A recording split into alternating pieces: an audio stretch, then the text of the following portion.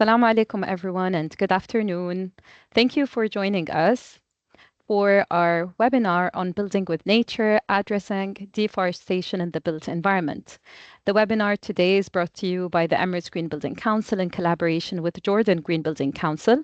And I hope by now you know a little about us, but I'm going to share just a bit. So the Emirates Green Building Council is a nonprofit organization based in the UAE. We're part of the World Green Building Council, and our main purpose is to raise awareness on sustainability of the built environment.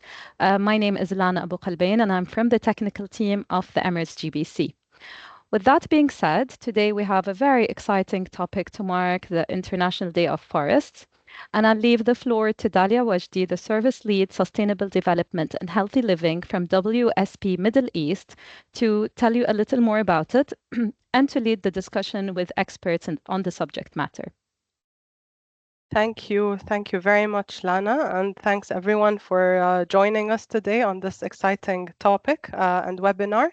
I'll first open the floor to our panelists to introduce themselves before we kickstart the session. So I'll start with you, Mauro, just to give us a brief intro about yourself. Thank you, Dalia, and good afternoon, everyone. My name is Mauro. I am a country manager Middle East at Kebony.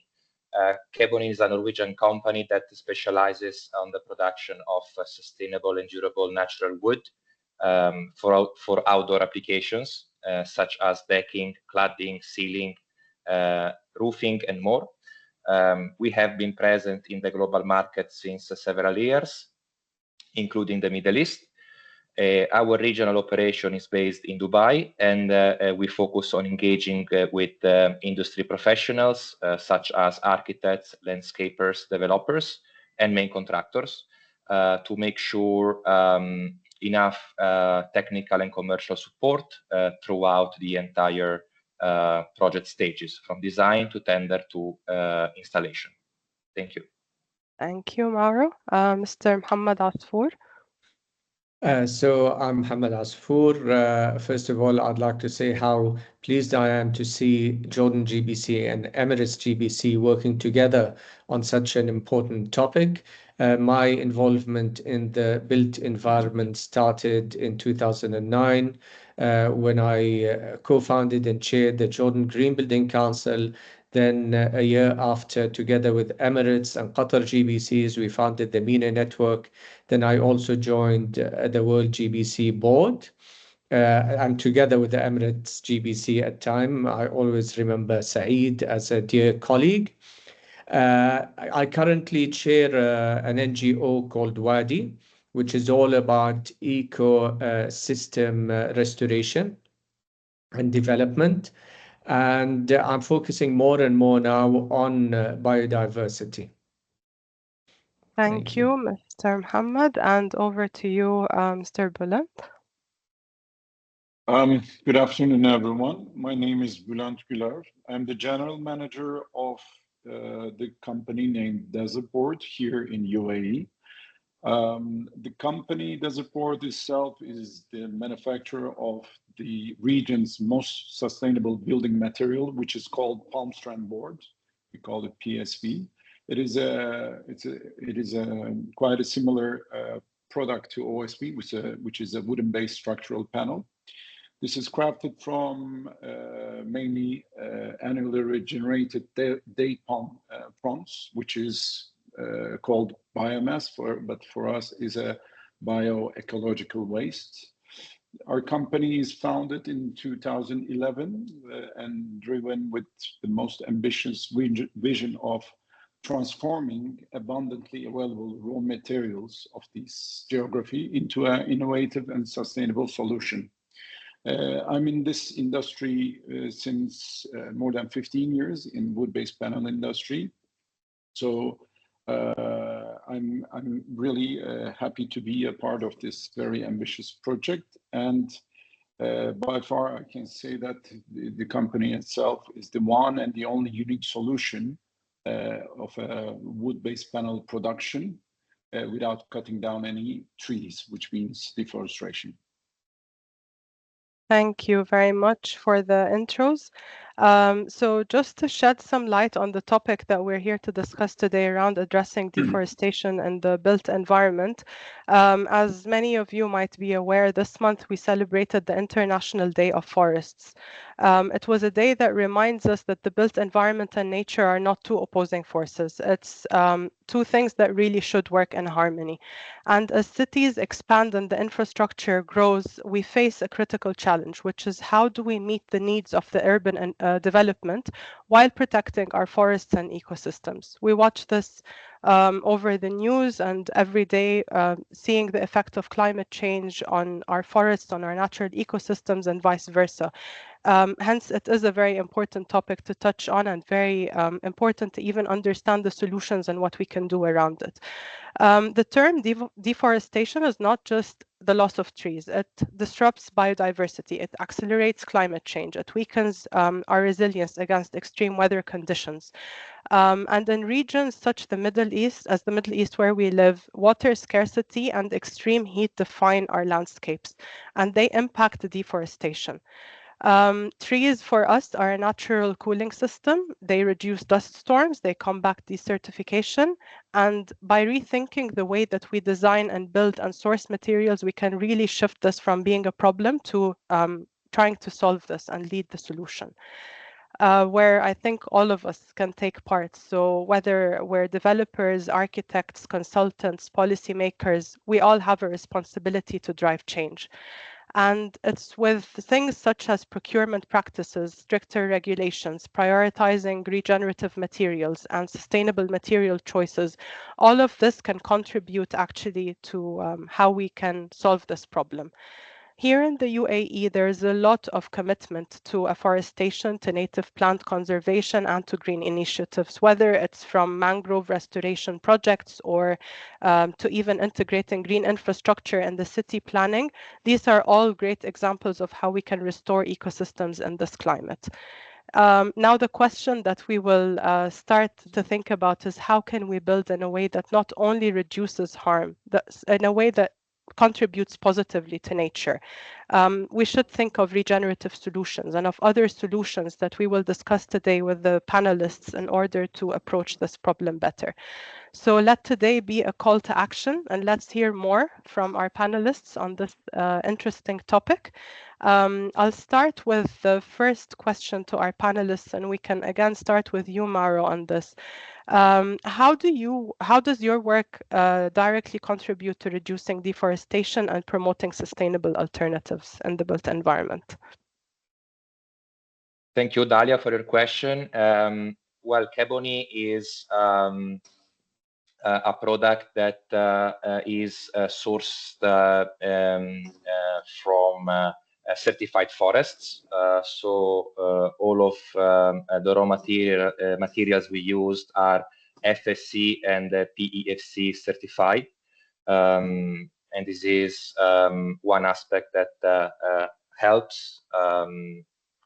And in addition to that, also we are using fast-growing trees, which are 25 to 30 years old, versus the 80 to 200 years old of the tropical hardwood industry. And this is also helping forests to grow faster. Thank you. Thanks for sharing, Maro. And Mr. Mohammed Asfour, also, if you can tell us a little bit about what you do and how it links to this topic of deforestation and sustainable materials. Okay, so while this focus is not on forests, but we are in the process now of trying to see how we could bring biodiversity and restoration into cities and urban areas. What we've done during the past few years is that we've produced more than 1.3 million native seedlings at our nurseries or partner nurseries that we are supporting. We've created over 1,500 short-term economic opportunities because we focus a lot on doing restoration through working with local communities and benefiting also from local knowledge. We've restored about 2,320 hectares of land, trained over 3,000 people, created 63 full-time jobs. And I'm happy to announce that we have a survival rate of 76% for the seedlings we plant. So the next thing we'd like to do is to focus more on nature-based solutions, on bringing biodiversity into cities. And we've also expanded beyond Jordan. So we've conducted our first project in Saudi Arabia, in Al Ula, and we are hoping to expand beyond as well within the region. Thank you for sharing. Very interesting statistics to hear about this, especially in the region. And Mr. Bullant, a little bit more about your work also and how it links to this. Thank you, Dalia. It's very much related with our philosophy of our product and production system is totally based on the deforestation culture. Okay, I'll make it more simplified. We know that at the moment, all around the world, resources are heavily regulated. Carbon taxes are enforced, becoming an enforcement, and everybody is talking about net zero commitments. And this is pushing all the costs of materials and operations increasing dramatically. So on the base of this content, our founder, the company's chairman, Mr. Hatem Farah, was coming back with an idea about to find a solution, especially for this geography in UAE and in the GCC region, about the usage of the palm fronds. I will give you just a few figures about the capacity and the potential in this geography in UAE. We, as this country, doesn't have large amount of forests. Most of the, because of the geographical and climatical issues. But most of the forests that we have is the date palm forests, which is actually farms rather than the forest. So according to the government numbers, the country has around 40 million date palm trees in this territory, and basically these date palm trees are is producing fruits, and these fruits are collected, which is another industry. It's very much welcomed, and it's very much a national industry. These fruits are collected twice per year. After it's harvested, the palm fronds are trimmed in order to let the younger branches to come out and produce the second round of the fruits. So each and every year, out of these 40 million palm trees, there is a wastage of 15 kilograms per tree annually. And this waste were normally in the old times, ancient times, it was burned by the farmers. But since it is creating another CO2 release, and because it's a national heritage, it has been decided by the UAE government. It is banned to burn this, and instead these are collected by the government. We collect this palm waste, palm fronds, and converting it to a structural panel board and introducing to the circular economy. Annually, by a rough calculation, it's generated around 600,000 tons of palm fronds. We use a part of this palm fronds to produce the structural panel in the building industry, which is creating the highest carbon emissions in all around the world. One of the highest industry. So our contribution to this concept is direct, because we are not cutting down any trees. We are not using the trunks, only collecting the palm fronds. So this is the one and the only board, wood-based board on Earth without cutting any trees as raw material. Mm-hmm. Looking forward to hearing more about this, Mr. Bullen. And in terms of the solutions that we want to present today, I'll start again with you, Mr. Muhammad, around how can afforestation and nature-based solutions be adapted to city and urban environments from your point of view?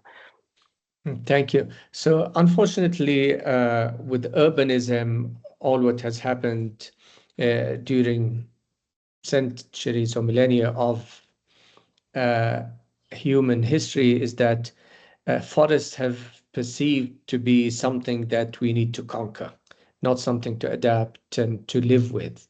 And this is why we always pushed biodiversity outside of cities, as if it is something that we do not want. But there is a chance now with all what's happening in the world to bring back forests and biodiversity into cities and urban areas. One of the things we could do is start creating what we call urban forests and green spaces. We had a project here through UN Habitat whereby the Greater Amman municipality dedicated a park not only to reintroduce some of these topics, but also to serve as an urban agriculture center. So we trained 33 people from the local community and tried to re-establish the connection with nature through these public spaces. So it's very important to recreate these urban forests, even if they weren't that big and green spaces, something to bring nature back. And of course, as all of you know, these spaces not only help from a city beautification perspective, but also reduce the heat islands in cities, bring back biodiversity, and so on. There's also the opportunity to use nature in creating green infrastructure. And as you know, urban green infrastructure is a topic that is gaining a lot of interest these days, especially with the floods that are taking place, the increases in temperature, and so on. So that's another aspect. Now, all of this will not work without community engagement. People need to believe in this. And what we saw through our work with local communities is that when you connect people back to earth, they really appreciate it. So in the training we did through UN Habitat here, for example, we started with 33 people and we ended up with 33 people. It was for free. So a lot of those could have just simply dropped out of the 2-week training. It was every day, so it means that if people start feeling this connection, they could start promoting these concepts. Another aspect we really need to think of within cities is biodiversity corridors. How do we establish these corridors between different green spaces within the city to ensure that we also retain biodiversity? And here it's very important to focus on the importance of native plants. So what could we do to bring native plants into cities? When I walk in the evenings in my neighborhood, I see so many different types of plants, but rarely do I find any native plants. So this is something landscape architects need to start working on. How do they reintroduce some of our native plants, plants that suit our climate, reduce heat islands, and also increase biodiversity? So yeah, there are many aspects through which we could bring back afforestation and nature-based solutions to cities. These are only a few.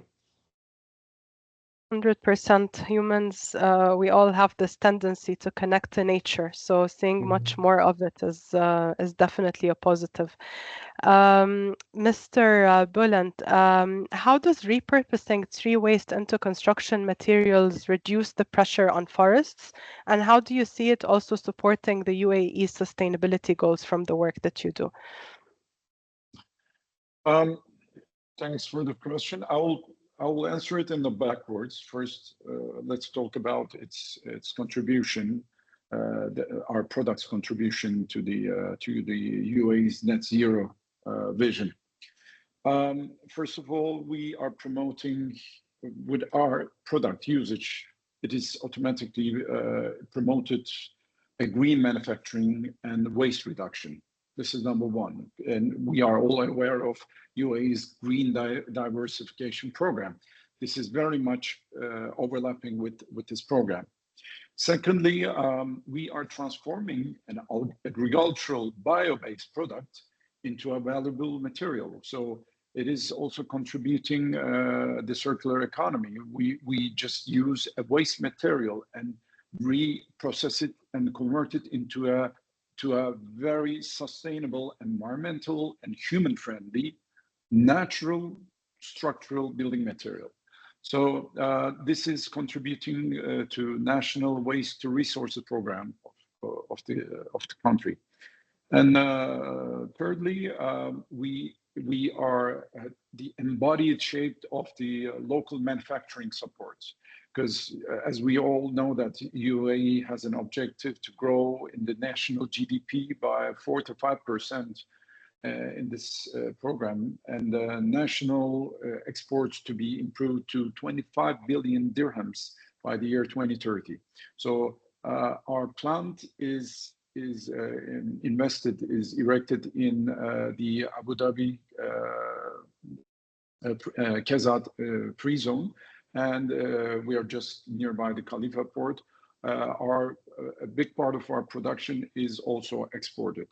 But having said that, we are still very much keen on our net zero emission commitment.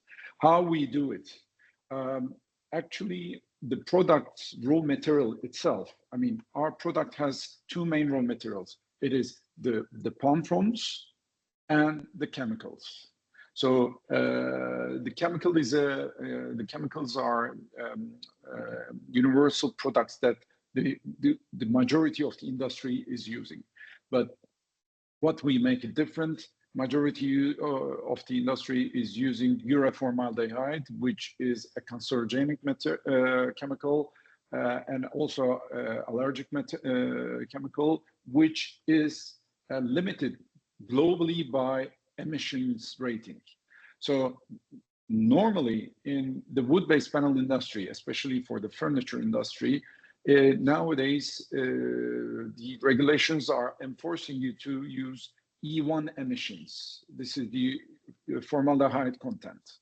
So E1, the industry has switched to E1 in the last 20 years. But in Western civilizations, due to the not only the environmental impact, indoor air quality and well-being of the human nature, it is heavily endorsed now E0 to be as a compulsory regulation, especially in Europe. And while having said that, we already started our production process free from any kind of formaldehyde. That's why we are using as the main binder PMDI, which is super E0 emission. This is the first part. On the other part, the second part of our raw material, which we were talking about, as I said clearly at the very beginning, it's a wood product, but it's not a forestry product. So we are just using the carbons.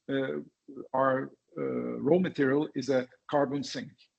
So the material itself, during its life cycle, is absorbing a huge amount of carbon dioxide, which is a naturally reaction of a plant. Any plant on this earth is already having that. But the palm leaves, the palm fronds, are a typical carbon sequester. So we are first upcycling 165,000 tons of these bioecological waste, which if you think that the carbon storage of these palm fronds, let me give you by numbers. Each and every cubic meter of this product is absorbing 1,473 kilograms of CO2. So at the end of the day, we are reducing a carbon footprint by sequestering 150,000 tons of CO2 annually. This is our the annual capacity. So having said that, we are also reducing the reliance on the wood import of this country, because it is heavy, all the wood-based materials, most of the wood materials are imported to this market from Far East. And unfortunately, this is not, those products are not coming on super E0 basis. Emissions are very high, and this is not good for the human nature health. So we are reducing the reliance on the wood imports. And according to the Observatory of Economic Complexity, in 2021 alone, the UAE imported 1.17 billion $1.17 billion US of wood-based products to that country. So of course we cannot meet with this consumption because our capacity is limited, but we are reducing the carbon footprint and the import. This is what I basically can highlight about that. Thank you very much. So I think we've shed light on the general macro scale, urban level. You talked a little bit on goals, the UAE goals, and also the types of solutions. And now to dig a bit deeper, Mr. Mauro, on solutions, specific product solutions, we can say, how does Kebani's modified wood technology offer a viable alternative to traditional hardwoods? And what makes it suitable for the UAE climate? Thank you for your question, Dalia. So at Kebani, we have a very clear purpose, which is the one of helping the world on a global scale to reduce the emission of greenhouse gases. At the same time, by offering a beautiful exterior wood. So what we do at Kebani is, first of all, sourcing only FSC and PEFC certified wood, like mentioned earlier, and fast-growing trees, usually radiata pine or Scots pine, 25 to 30 years old of age. After that, what we do is we modify these softwood. So we transform the DNA of these materials. How? By impregnating them with an eco-friendly bio-based liquid.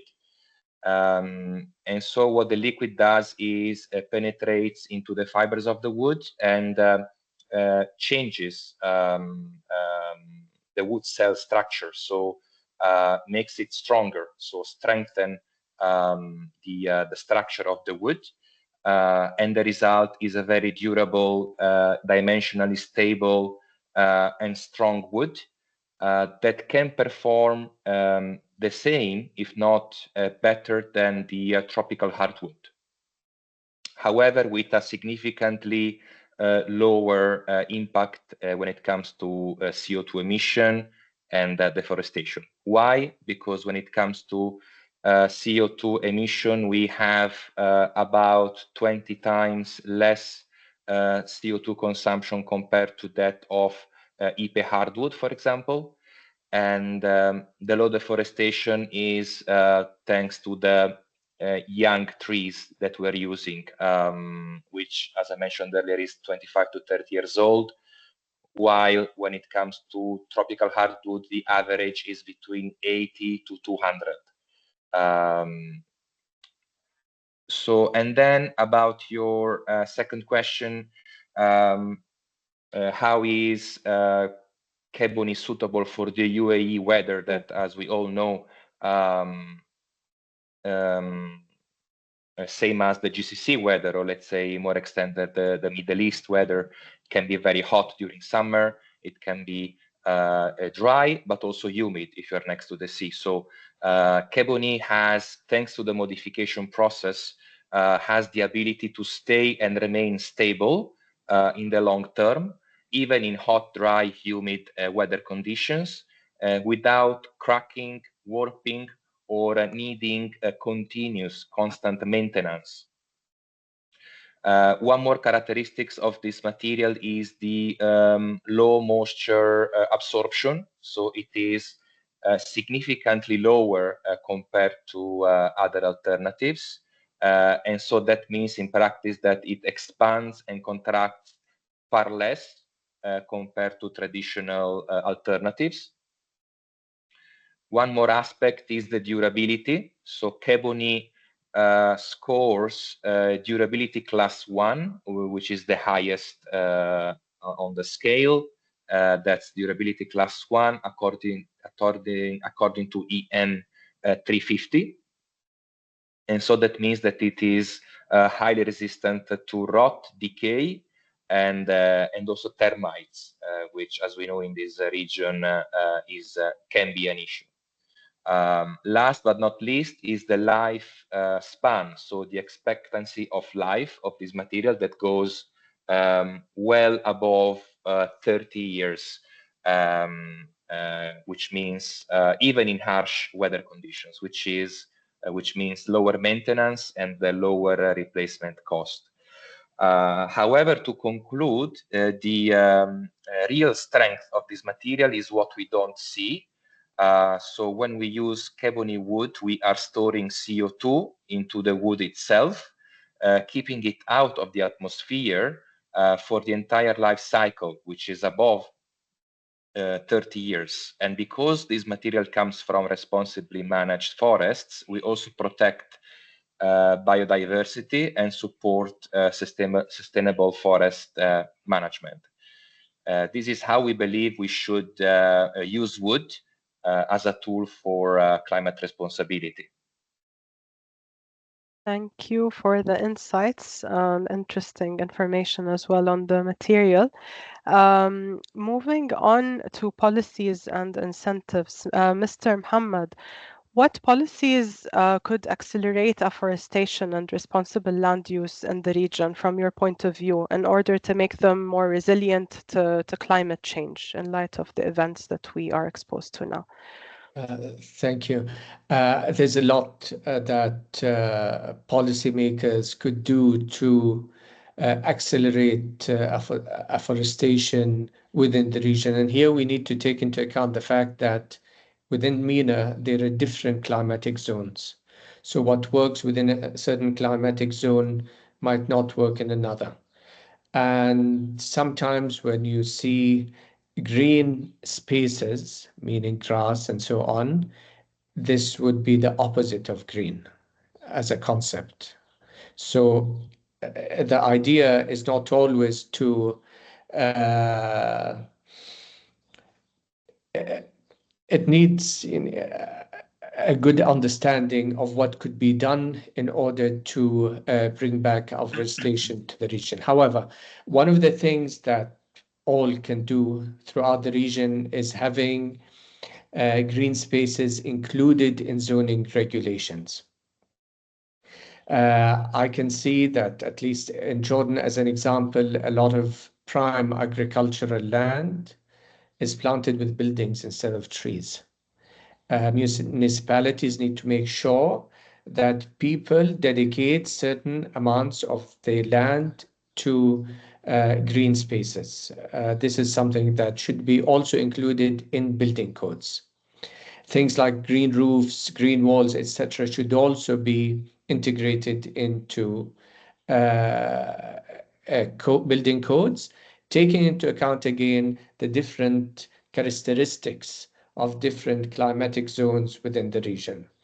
Policymakers could also work a lot on public awareness and behavioral change in order to bring these concepts to the attention of people with whom there needs to be more community engagement. Without that, as we mentioned before, nothing much can be achieved. It should also be included in education programs. It's sad to see that a lot of school students have no idea of the native plants and species that are part of their uh, habitats and environments and so on. So they should be also included in educational curricula and so on. Now, there's also a huge role that civil society could work in collaboration with government and municipalities. So fostering these partnerships, as we do through WADI with different government bodies and NGOs. And finally, or not finally, there's another point I'd like to mention later. I mentioned earlier how we could use native plants in landscape design. However, this requires a lot of research because we do not know enough about our native species, know how they could be incorporated within the built environment in landscaping. So this is another area. And finally, there's a great opportunity to include afforestation within urban areas within national climate action plans. Thank you for the overview, Mr. Muhammad. Now to challenges and solutions. Mr. Bulent, what challenges do you face in getting wider adoption of palm-based wood alternatives in UAE, and what solutions do you see for that? Dalia, we have quite a few challenges around that. I mean, when we categorize the first challenge is the regulations. We know the mainstream trend in Western civilizations is shifting towards environmentally friendly construction materials. These are driven largely by regulations such as the European Union's construction products regulation, this is CPR, or UK's REACH regulation. We are all aware of that. And you need to register, evaluate, authorize, and restrict of chemicals. And in the United States, there are toxic substances control, TSCA. So these are the well-known barriers in order to standardize in Western civilizations. However, in this region, unfortunately, no law currently prohibits the import or use of construction materials containing high levels of VOCs, volatile organic compounds, or formaldehyde, as I have stated. And even though the products that is imported as formaldehyde E1 classification, I have huge doubts if it's confronting with the emissions regulated. Of course, the solution is we will continue advocating for healthier indoor air quality as the brand. This is our brand mission. By raising some awareness of the harms associated with the use of conventional wood materials. Another challenge is the market awareness. I'm grateful for such panels, such meetings, for us to communicate directly with the audience. The audience here, I'm evaluating as the decision makers, consultants, the designers who are selecting, specifying the material usage in their projects in any kind of construction investments. So if we can improve the market awareness, because there is a lack of awareness within the construction and allied industries regarding the availability and benefits of sustainable alternatives to compared to the conventional engineered building materials. So we need to improve this market awareness through the decision-making units, which is our audience today. So the solution is very basic.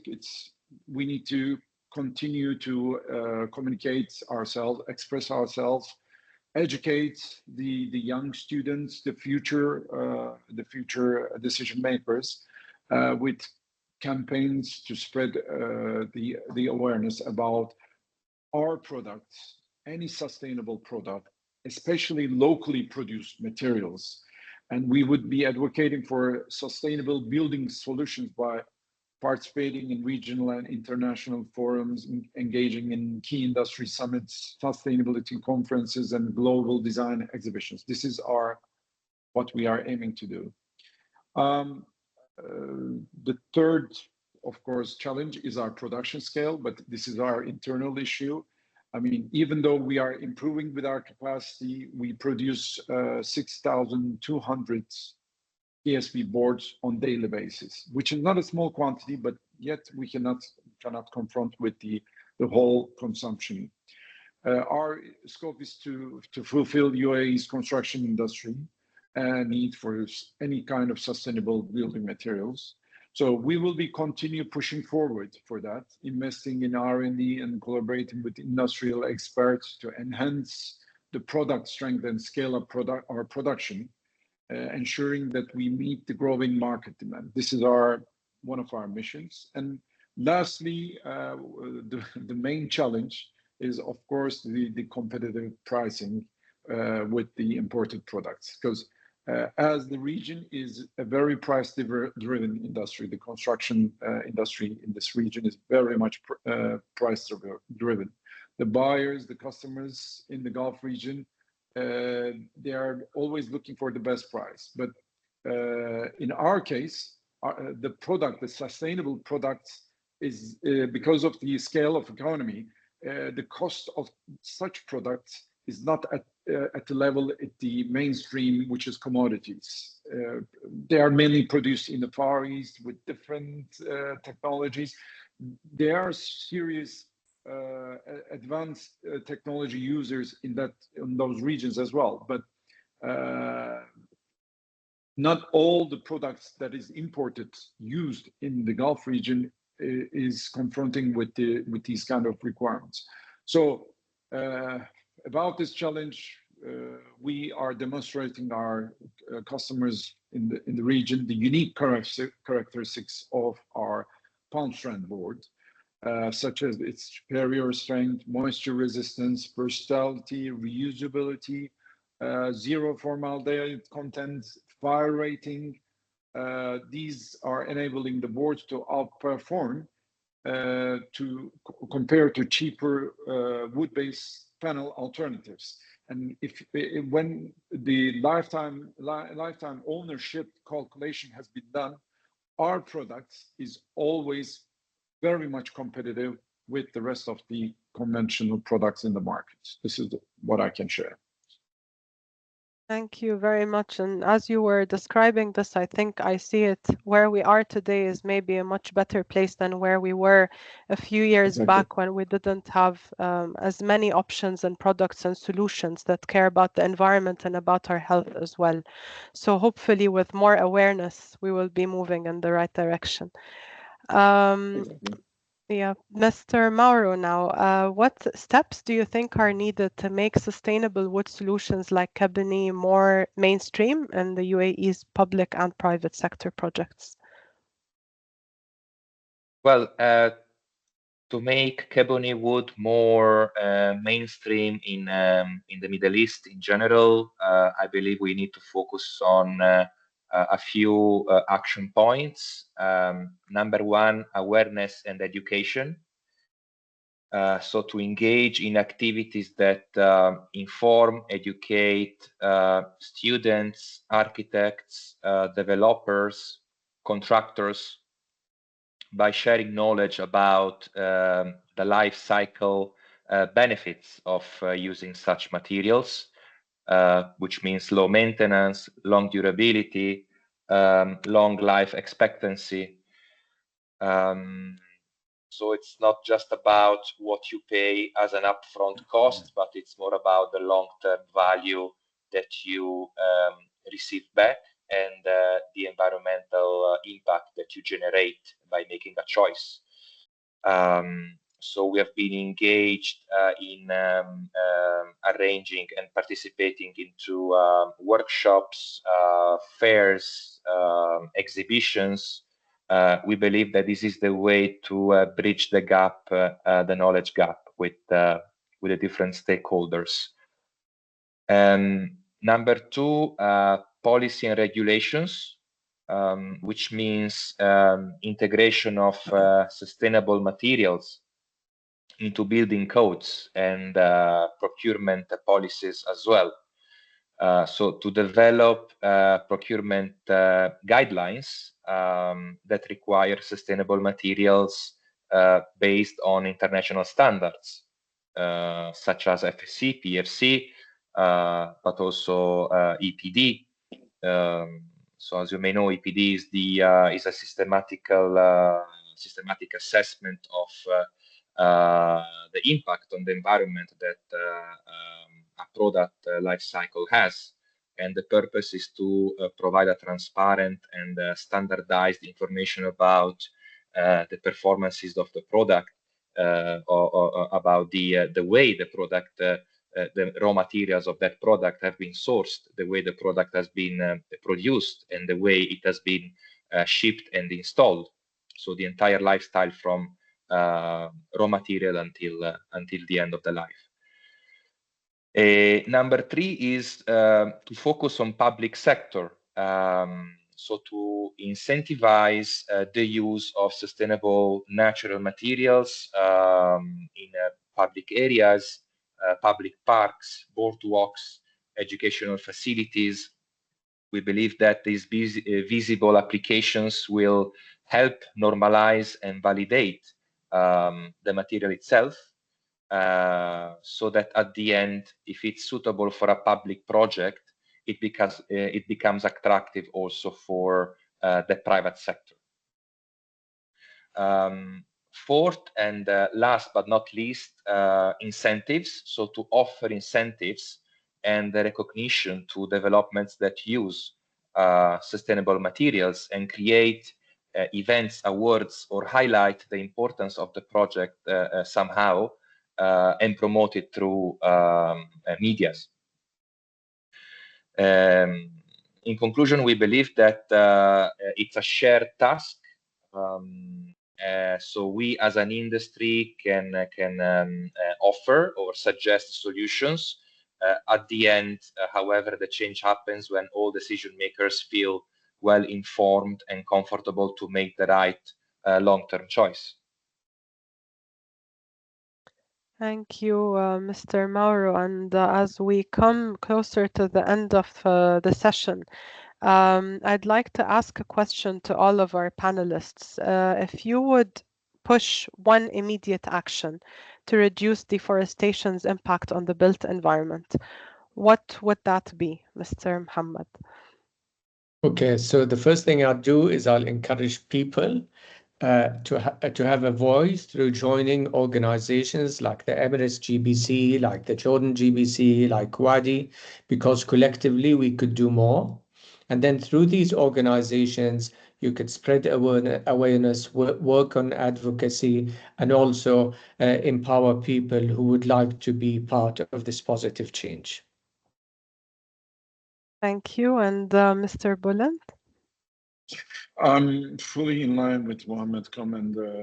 First, of course, the green building councils all around the world is getting more importance and getting empowered in order. I mean, these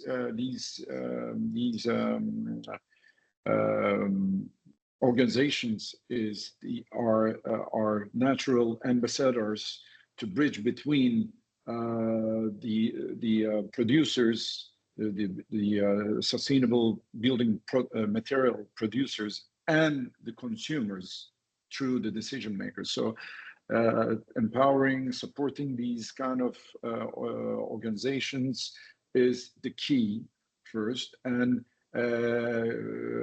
actually following their such panels, training courses, their publications is very much important to increase your intelligence and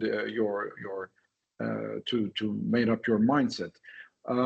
From our perspective, I mean, as the company, we are already aware of our responsibilities, and our philosophy, our mission is against the deforestation. So we set it up at the very beginning with the vision of our chairman in decades ago. So and it was not easy, I must say that, because as we all know that such structural panels all over the world is produced from big logs, round shaped big logs. And this is not also very much contributing to the environment. Recently, I have involved to a seminar in Italy, and I mean, in that seminar, it has been shared that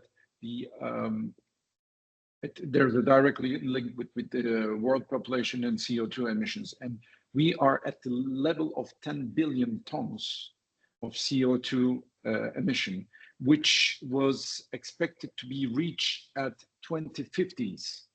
So we are acting beyond it, and the reference point that the Paris Agreement is referring is 1990, which is 40% below this figure, which should be around 6 billion tons.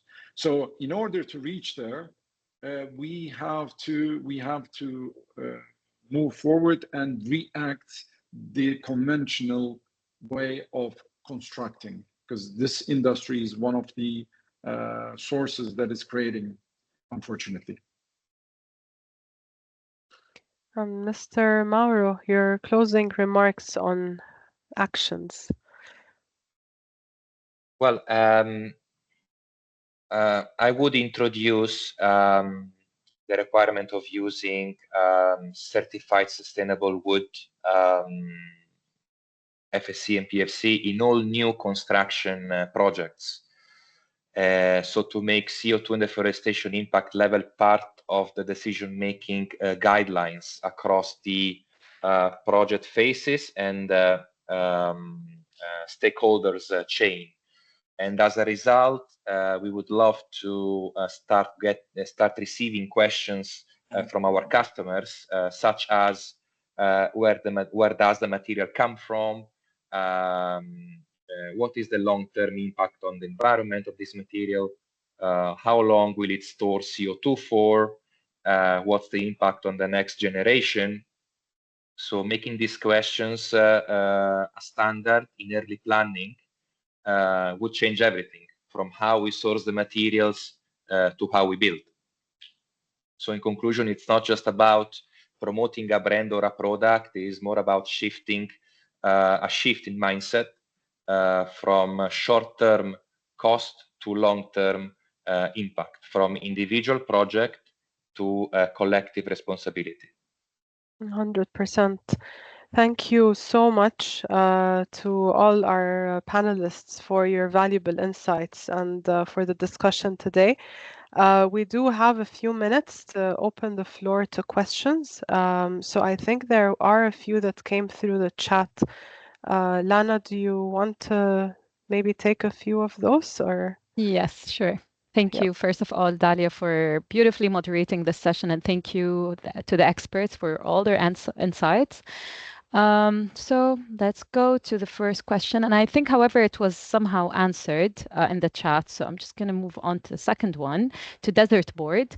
What is the percentage cost uplift for Desert Board when compared to its traditional counterparts? Perhaps from a life cycle cost perspective, we can see a better value proposition to present a better business case to clients. Thank you for the question. I see the name Sadhana. Sadhana, yes. Okay. It's a good question because actually as I have stated during the second round, it's a matter of the economy of scale. Of course, our scale compared to the mainstream production globally, because there are giant wood-based panel producers who can minimize the unit cost compared to us. But compared to other conventional materials, I'm talking about, let's say, in a wood-based panel, MDF or particle board, chipboard. So these products are heavily used in the construction industry, fit out, joinery, furniture industries. And these products, unfortunately, because of their low performing capabilities, technical, mechanical properties, it is starting from the low bearing capacity, tensile strength, modulus of elasticity, screw holding capacity, their VOC content, emissions. These products, I'm not talking about its sustainable approach, but performance-wise, compared to our products, yes, their unit cost is relatively lower, but in the long run, because of the durability, the mechanical properties, moisture resistance, this is the fundamental features of our product. This will cost you in the long run way lower. So we are very much competitive compared to the conventional chipboard and MDF. And besides, we are performing better in means of moisture resistance and endurance. So we build up this business case. That's why serious market players in the market have started to use our product in door frames, carcasses, cabinets, any kind of furniture production is even used by our produced by our products. I hope this is a nice answer to your question. I hope so too.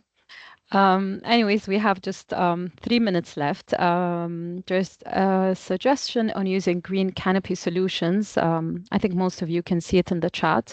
And it's actually a very great idea. And we hope to see more green roofs, vertical gardens, and so on, which can improve, as mentioned, natural shades, improve air quality, reduce urban heat effects, and so on, instead of spending money on artificial canopies. So why do we not let trees do the job?